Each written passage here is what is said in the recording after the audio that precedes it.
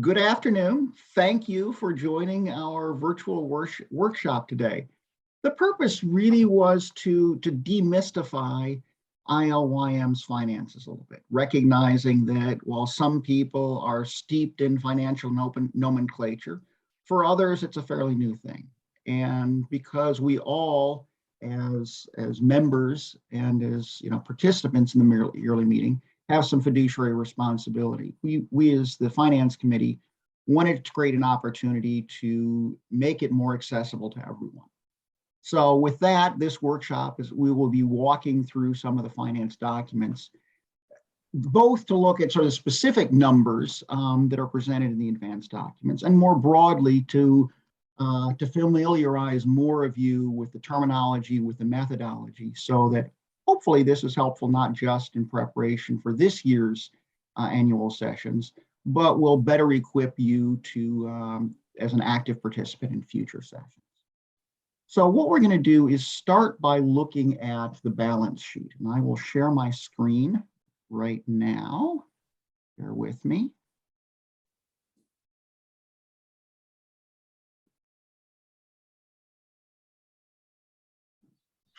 All right, so can someone verify that you are indeed seeing the treasurer's report with the statement of financial position? Mm-hmm. Terrific. So this is the balance sheet, also obviously called a statement of financial position. It is the total net worth of the organization. Think about it in your own life. If you wanted to figure out your personal net worth, you might add up the value of your home, your bank accounts, your retirement funds. And then you'd subtract from that set of assets your debts, whatever you owe on your mortgage, whatever you owe on student loans or credit cards. And so you take all those assets, the things you own, minus the things you owe, and that would give you then your net assets, your net worth. For a nonprofit organization, the balance sheet does the same thing in a more formal way. The top half of the balance sheet is our assets, followed by our liabilities, and then closing with the net assets. I'm going to walk through that in a little bit more detail with you. So the assets include our checking account, our investments with Friends Fiduciary. Most importantly, though, in a little unusual way, we do not include the value of the land and buildings in McNabb. These are obviously our largest assets, but they are both very difficult to price and have a value to Illinois Yearly Meeting that vastly exceeds its intrinsic, its cash value. In other words, we're not planning to sell it. Our intent is to keep it forever. And so we know it's there, sort of trying to annually calculate its cash value is a little use to the organization. Okay. So as of May 13th of this year, our liquid assets, if you will, everything we own except the buildings and land, adds up to $363,000. We also have liabilities. We have accounts payable, that is money we owe to people.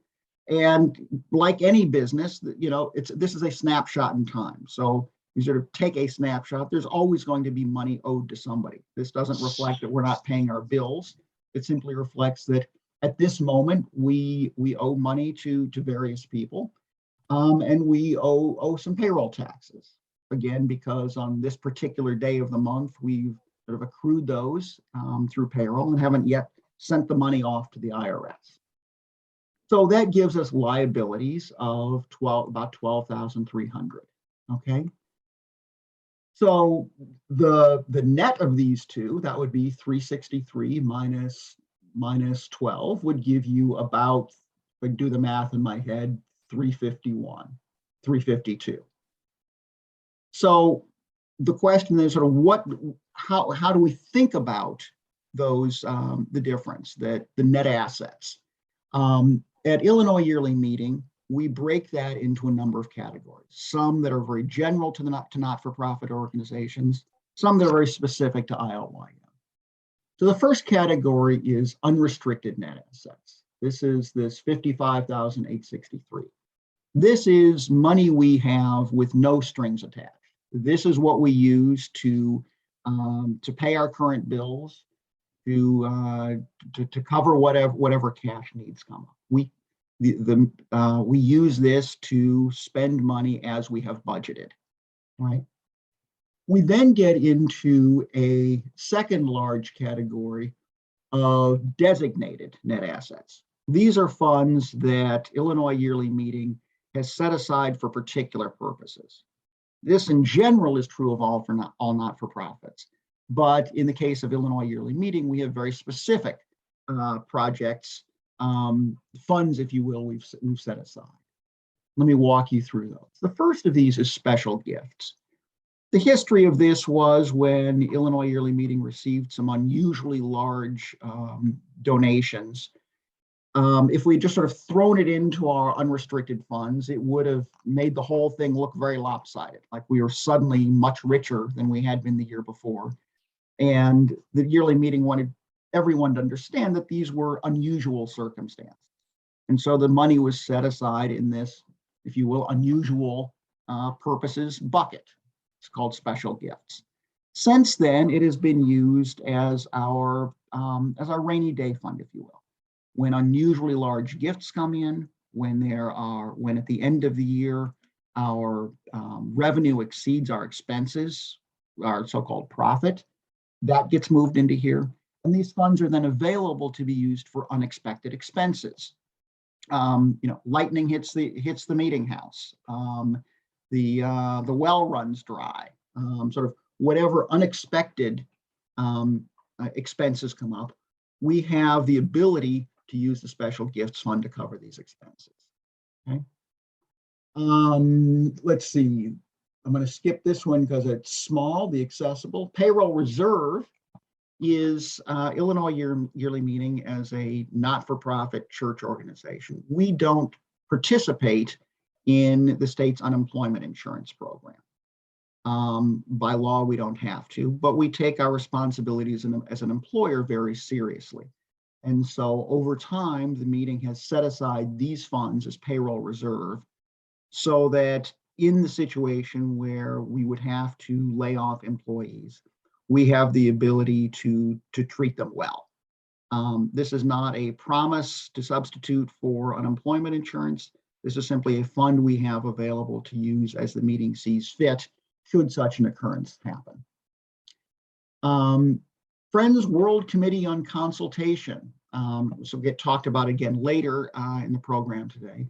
But this is essentially, we collect money. These are international gatherings that occur every 3 to 5 years. So rather than setting aside, say, $10,000 every 5th year and really throwing our budget off, what we would do is set aside $2,000 every year. Essentially, the same way as a person you might save up for that special vacation. We save up a little bit of money every year, set it aside for these, so that when these international conferences occur, we have enough funds set aside to support our members. There will be more talk about this particular fund later when we talk about the budget. And then there's maintenance reserve. This other large fund is what we use to cover larger maintenance projects around the property. It's what we often hear about from the property committee. These are the expenses. This is painting the meeting house, putting a new roof on, things like that come out of this fund. And then so we've gone through the pieces of the designated funds. These are funds that the meeting, all of you collectively, have set aside for particular purposes. There are then funds called temporarily restricted, or in the newer financial parlance, known as donor restricted. These are funds that we as a meeting do not have a choice what we use for. These are funds that were given to the meeting for particular purposes. In this case, they were given, help me out here, these are particularly funds used for, intended for improvements of some of our properties. Anyone else on the committee want to jump in and provide any more detail about that point? Much of this money came in when we were looking at the whole site redevelopment before we bought Clear Creek House. But every year during annual sessions, a few people designate some of their, designate a gift to the property improvement funds, which enabled us to have this dollar value. Thank you, Val. So we add up these three categories. We have our unrestricted funds that we can do anything with. We have $252,000 in designated funds, which we have collectively decided to use in particular ways, and which, by the way, we can undecide. I mean, we collectively have the ability to change our minds. We could decide we no longer care about keeping up the property. We want to put all of this into youth education. I mean, that's something the meeting has the ability to do. And then there are the temporarily restricted funds, donor restricted, over which we don't have a choice what we're going to use. They have to be used for the purposes intended by the donor. So that all adds up then to the $351,000 that we, a few minutes ago, sort of mentally calculated as the difference between the assets and liabilities. And the final line on this balance sheet, on every balance sheet, is simply checking the math. So it's saying that if we add up our total liabilities, the $12,000, plus the net assets of 351, it comes to the 363,533, which is exactly the same as the total assets. And if that was too complicated, just know that this is simply a math check to make sure it all comes together. Okay. Last point about the math here is if we look at the difference, I'm scrolling up here, between where we ended our last fiscal year, so June 30th, 2021, and May 12th of this year, you can see that we are, what is that, about 20, I get 16. 18,000 lower. It's about 18,000 lower. Yes, about 8. Yes, our total net assets are about, well, actually, total net assets. I'm sorry. Let's use this line. Yeah, so that's 24,000. Yeah, so we are about, thank you, about $24,000 poorer on this particular date of May 21st of 2022 than we were June 30th of prior year. And just to peek ahead at the income statement, that is the revenue and expenses, I'm just going to jump all the way to the bottom of this statement, which looks at all the revenue minus all the expenses in the totals column. And look, we have net income or net loss of $24,011. So that's how the two tie together. And if you, again, to go back to the analogy of your own life, if you started the year worth $100,000 and you had $50,000 of income and $60,000 of expenses, you're down 10. You've had to dip into your savings $10,000, and so you would expect at that point, your savings account would have $90,000 in it instead of $100,000. It's really the same thing we're talking about here. So that's the balance sheet, and I will turn it now over to my colleagues to talk about some of the other documents. And I will stop sharing so they can do so. Oh, okay. And say I'm sharing the same document, but I thought you might want to scroll differently than I would, that's so I'll true. let you take over. Yep. Okay. So are we seeing the? We are. Okay, so this is the same document again. This is in the advanced documents. If you want to take a look at it again outside of this presentation. So here's our income statement, and there's a lot of similarities to the balance sheet that Kevin just went through. And you might want to enlarge that the way Kevin did. So okay, I will enlarge it. Yes. So in this sheet, we have our different funds in columns. So this first column is the general operating budget. That's the budget that we approve at annual sessions. That's the ordinary contributions and expenses throughout the year. Special gifts as well, before that, the next 4 columns are all designated by minute of the early meeting for specific purposes that Kevin just went through. Payroll reserves is not listed in this column because there's been no changes to that in the last year. So we didn't want to show a column with all no changes. But we did have some changes in the other four columns. So those are listed with the changes. And then the last one is the property improvement fund, which is restricted by the donors. And then there's a total here. Then in each row, we have different things that contribute to changes in that account. So up at the top, we have our revenue. And then we have all of our expenses below that, and that's broken out into much more detail. So our contributions from the meetings, this is, as of May 13th, there's a bunch of monthly meetings that make their contributions at the end of May and the beginning of June. So this amount looks low compared to historical amounts, but we still expect it to be, close to what we budgeted by the time we get to the annual sessions themselves in a couple of weeks. Then below that, we have gifts from individuals, our gathering and retreat income, that's the annual session registrations. And then also if we have any other events at the yearly meeting campus, such as the Women's Weekend or any high school programs, they have a Quake or something like that. And then miscellaneous income is primarily interest income. Sorry, no, interest income is down here. Miscellaneous income is everything else. That would include things like if meetings are ordering extra copies in Faith and Practice, the costs to cover the publication, printing costs of those extra copies of Faith and Practice go through that line. If somebody does some kind of fundraiser at annual sessions, if they're selling a calendar or soap bars or something like that and sending the proceeds to the yearly meeting, that goes into that row. And then our interest income is down here. That's mostly invested in the Friends Fiduciary Fund. And we have the amount that's invested from our designated funds goes into our operating budget. The amount of the property improvement fund that's invested, the interest on that goes back into the property improvement fund because it's a restricted fund. We want to keep the investment income in the same fund. And then that gets us our total revenue. Again, as of May 13th, this will be changing as we get closer to annual sessions. Operating expenses, we have split into multiple categories. First category is our personnel and office. That's our staff members. So we have an administrative coordinator that handles everything relating to session registration, printing of minute books, newsletters, all those types of things.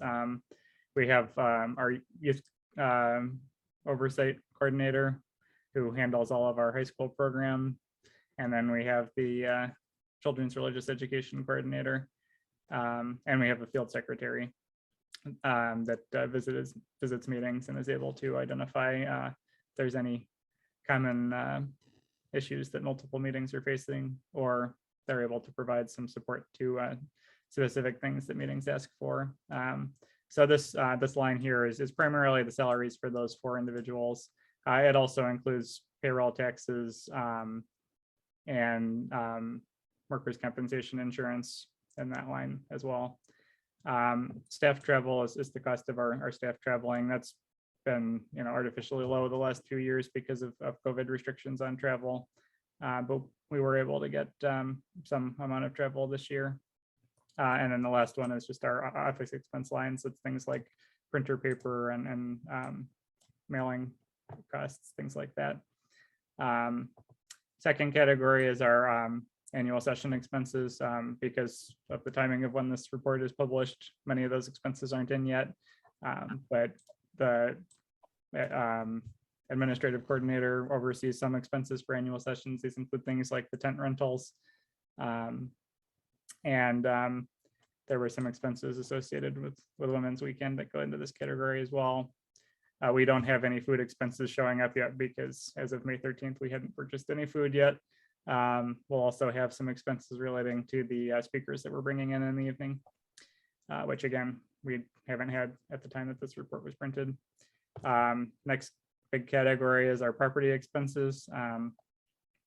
And so we've split that into all the different things that you expect to see with a property. We have annual services and property taxes, insurance. We had a few lines that are going through our maintenance reserve fund. relating to the refrigerator replacement and some painting work. Mowing and tree trimming, utilities. And If I could just interject there for a second, because as a user, it certainly confuses me. So in other words, what we've said here is we had to purchase new appliances. That wasn't budgeted. That wasn't a regular budget item. That didn't come from our regular operating fund. Instead, that came out of the maintenance funds that we've set aside, which is why you see it over there in the 5th column rather than the first Yeah. column. So our insurance we pay every year. So we budget for the insurance as part of our operating budget. That's in this column. But then the purchase of the refrigerators. Actually, I think the refrigerators themselves were in the previous year's budget, and this is the installation cost of the refrigerators. But that goes into this maintenance reserve column because that's an irregular expense that we only have to do once every 10 years, 20 years, something like that. I don't know how long industrial refrigerators are supposed to last. But since that's an irregular expense, we budget a certain amount that goes into that fund every year. And then some years we take out more, some years we take out less, depending on what sorts of projects need to be done. We also, in that same expense, have a much larger expense relating to painting all of the buildings on the campus down here. And then our repairs and maintenance over here, these are the sorts of repairs that have to be done every year if we're just, replacing little things around the campus that are broken, repairing screen doors, those types of projects. And then the utilities are, again, budgeted every year. We have, a variety of committees. Some of those committees have annual expenses. Many of them have not had any annual expenses just because of the nature of their committee charges. The ones that we've had charges for this year are our development committee and publications committee. Development committee sends out the fundraising appeal letter every December, and that's the cost of printing that. And the publications committee has the minute books, the Plummer lectures, the directories, and the website costs going into there. Personnel committee had a need for some legal consultation as part of their committee work, and because it's an irregular expense and that's something that we ordinarily budget for every year, that's come out of special gifts in this year. So that's why we have that expense in the special gifts column here. And then lastly, we have support for others. We have a variety of organizations that we have minuted that we would like to be supporting every year at different amounts. Most of these are Quaker organizations, with the exception of, I think, this is the National Religious Coalition Against Torture, which the Peace and Social Justice Committee had asked us to support on an ongoing basis. And then we've been making, the last few years, we've been making a donation to Black Lives Matter as well. But the rest of the organizations on here are either national Quaker organizations or Quaker organizations related to specific churches or Quaker schools that are in the Midwest and that we have some amount of connection with, such as the Scattergood and the Chicago Friends School and Merlin College. And in addition to those actual expenses, we also have some budgeted transfers from our operating budget into our designated funds in the anticipation that we'll need to be using those over time. So we have an amount going into that Friends World Committee for Consultation Travel Fund, which we build that up over time, as Kevin said, and then once there is a world meeting, then we use that fund to subsidize travel. And then every year we put some money into the maintenance reserve, and in some years we take out more than that, and some years we take out less than that, depending on what sorts of projects the maintenance planning and envisioning committee says we need each year in order to keep the property updated. And then in total, that gives us our total expenses in each category, and then operating income or loss in each category. And we were at 23,000 in net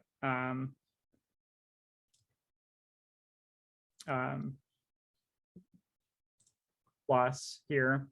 And then the last thing we have is the unrealized gain or loss, which is the change in the value of our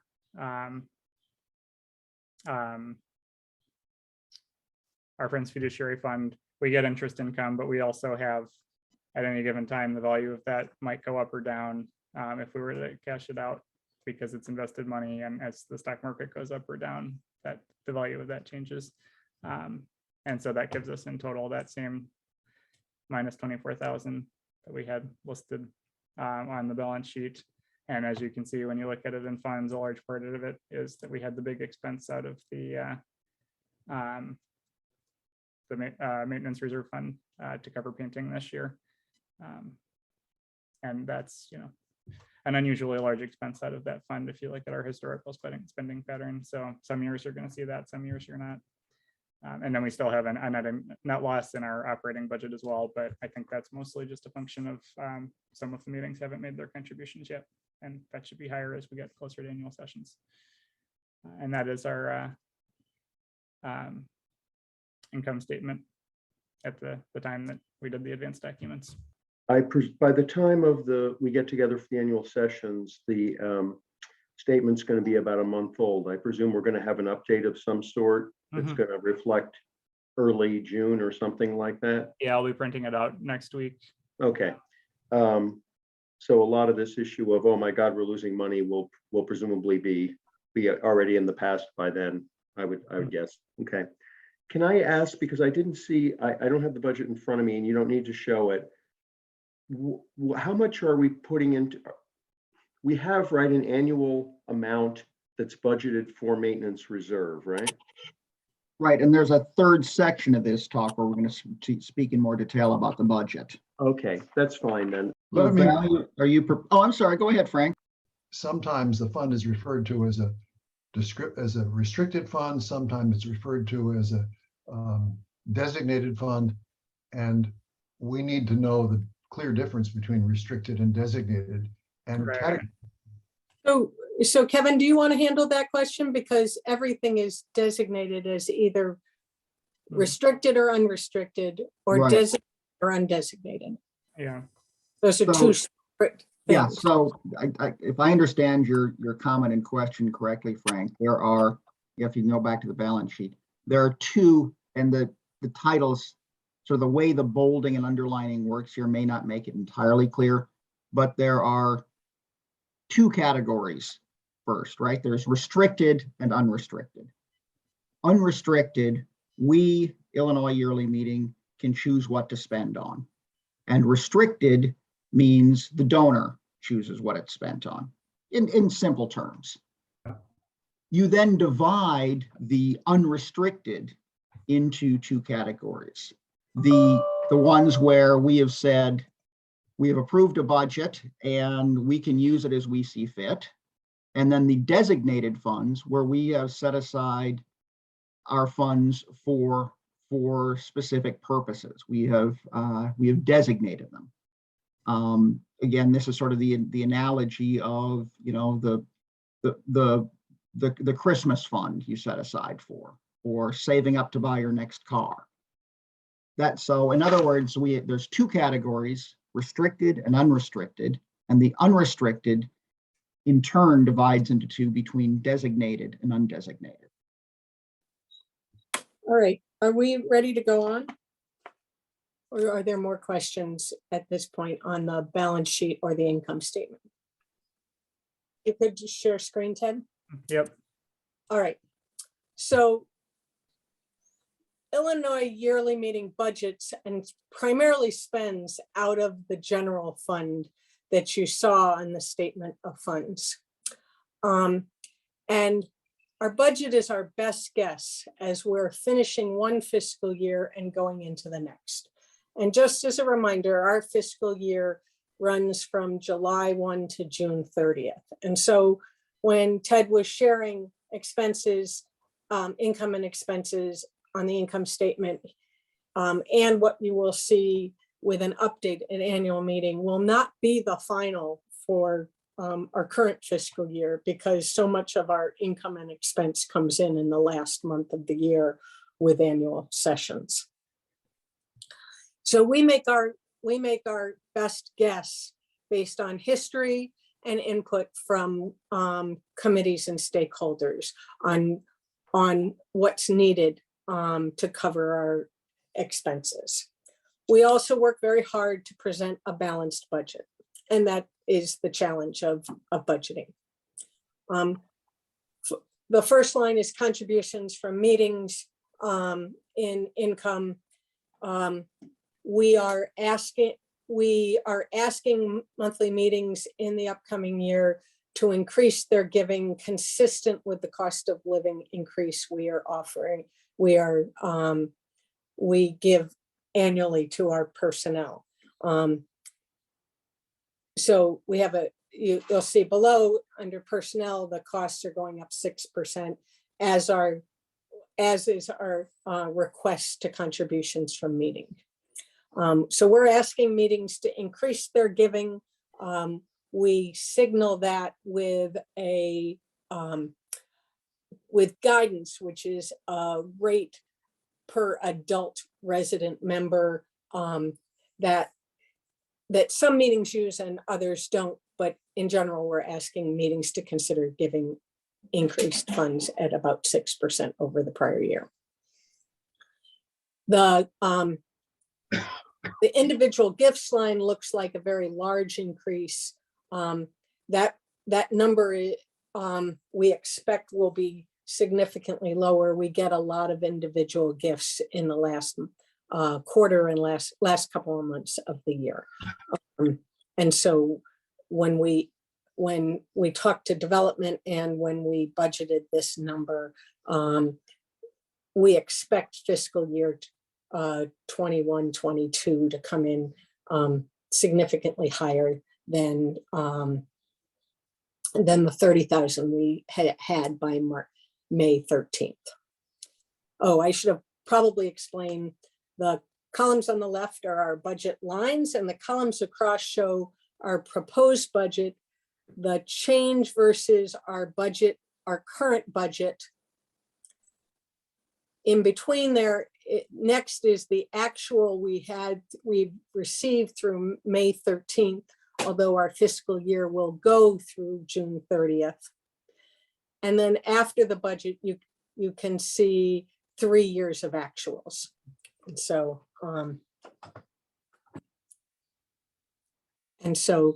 that's the data we use to budget with, and we share with the yearly meeting. So bank and investment income, we held our expectation flat to this year, this fiscal year, as well as miscellaneous income. We don't usually budget it. As Ted said, it's irregular items. Gathering and retreats, we are high, if you look in history, was 20,000. For next year, we're estimating about $18,000, primarily from annual sessions, hoping that as we get, but a big jump, 13%, a $2,000 jump from this year because of, we expect COVID concerns to dissipate and people to want to come to sessions.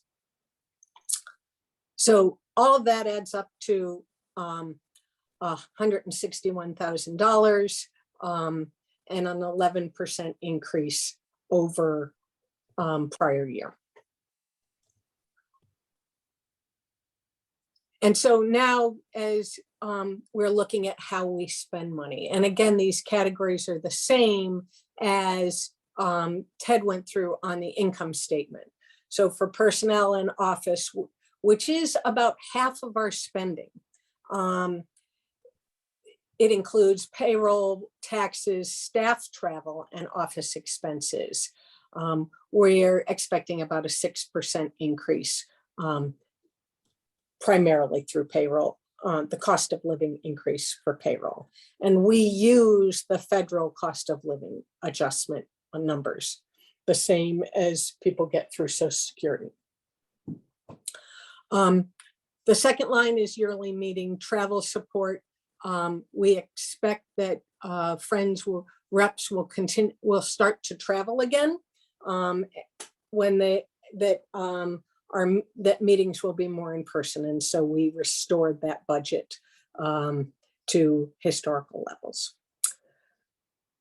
For the second largest bucket is site. We are estimating fairly large increases in utilities because with a caretaker, we've not, partly because of rate, but with a caretaker in the house, we're seeing more expenses in utilities. We're also understanding that maintenance costs are going up. So we raised our routine maintenance costs. That's some activity because having a caretaker on site generates visibility to projects, and some because of the cost of materials. And the last is insurance. Our insurance percent change over last year's budget looks large, but it's because our insurance went up this year at a greater rate than we forecasted. So we expect it to level out a little bit more in this coming year. And so we're projecting about $33,500 in regular site expenses. Gathering and retreats is the hardest. A few years ago, we started budgeting by planning group to help the planning groups manage the trade-offs of spending instead of having each of them coming to the treasurer saying, can I spend? We used to budget this all in one big lump sum number.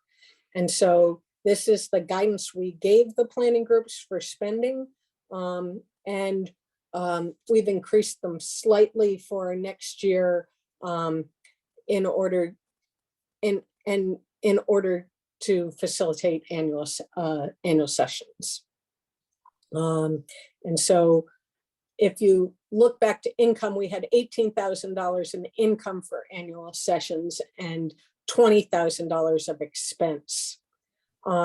We are predicting a loss that the yearly meeting will invest in annual sessions. We're still learning what pay as led contributions become.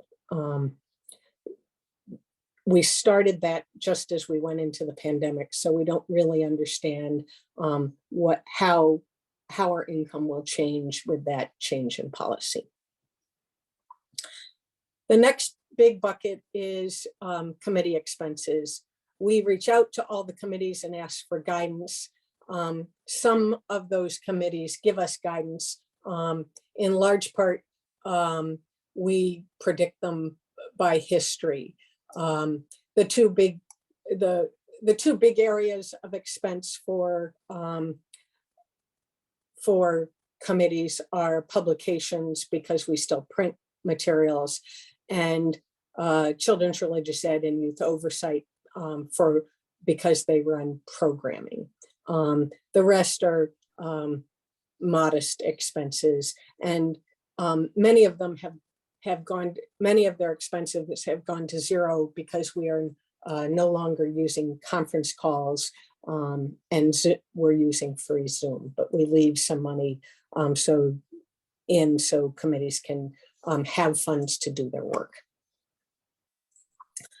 The next area we budget is support of others.